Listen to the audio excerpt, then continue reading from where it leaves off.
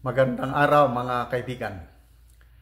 Gusto kong i-share sa inyo ang boses ng isang matapang na police colonel. Isang ginang. Nako, umalma na siya. Hindi na siya nakapigil, napuno na ang salop. Nagsalita na laban sa pagmamalabis ng administrasyong ito. Okay, pakinggan natin ang matapang na police colonel.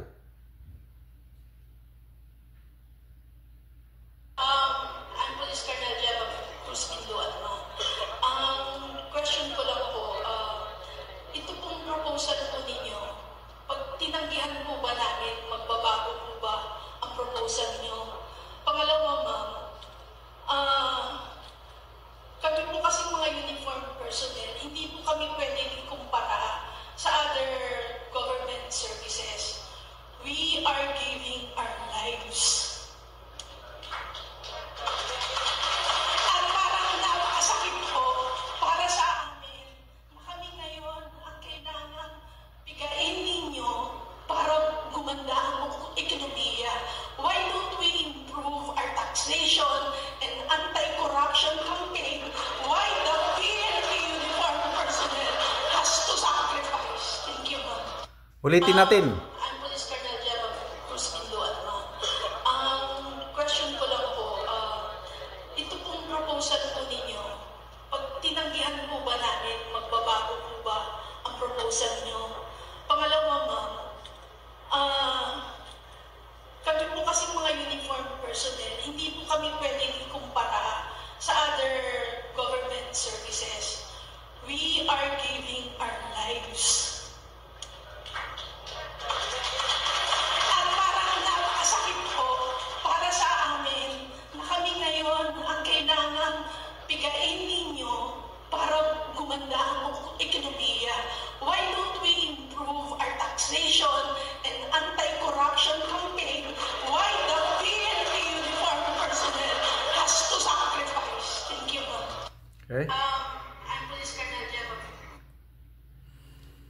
Alam nyo, nanginig po ang aking balahibo. At the same time, halos mapaiyak ako sa boses ng police colonel na ito. I've been in the military service for 34 years. And alam ko yung kalakaran dyan. Habang nasa loob ka, huwag kang magsalita ng kanyan. Kailan, may mangilan-ilan na talagang matatapang. Sa AAP, meron din ganyan. Talagang very vocal sila. Kaya lang sa pagiging vocal nila, sinasakripisyo ang kanilang karir. Hindi sumusunod. At naitsapwera. Example, meron tayo ngayon sa AAP floating generals. 7 sila.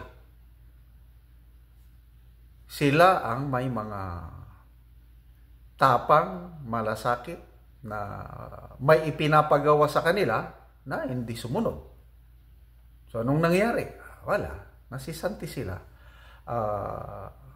Without due process. Basta lang nirelate. Tapos, naging floating sila ngayon. Nandyan sila. Nasa active service pa rin. Kaya lang, walang, it's a punishment for them.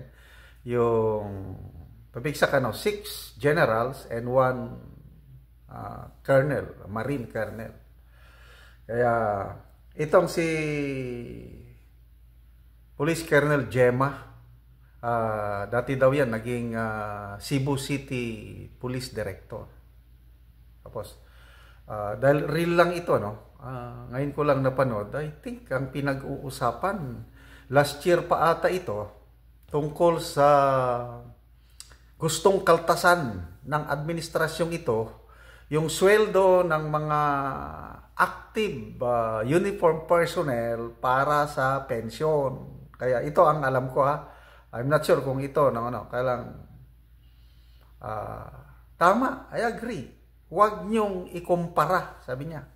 Kaming mga uniform personnel, huwag niyo kaming ikumpara sa other government services or other government agencies.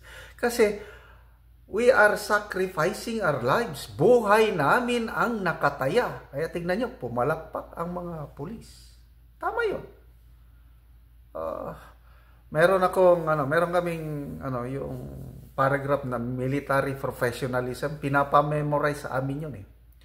Men who adopt the profession of arms must submit their own free will to a law of perpetual constraint. Medyo mahaba ito. It's a paragraph written by General Charles de Gaulle sa France. Anybody, men or women, who adopt the profession of arms, men and women, we submit yung karapatan naming panta, wala na. We are nothing. We just submit to a law of perpetual constraint. Palagi kaming sinasakal, wala kaming kalayaan. Yung buhay namin, pag sinabing advance, kahit alam naming mamamatay kami, we had to advance in the presence of danger. Kasi gano'n ang buhay ng sundalo, kasama na rin ang mga kapulisan. Ang daming sakripisyo. I don't know, itong gobyernong ito, walang malasakit o pagpapahalaga sa kanilang sa mga men and women in uniform, hindi katulad noon kay PRRD.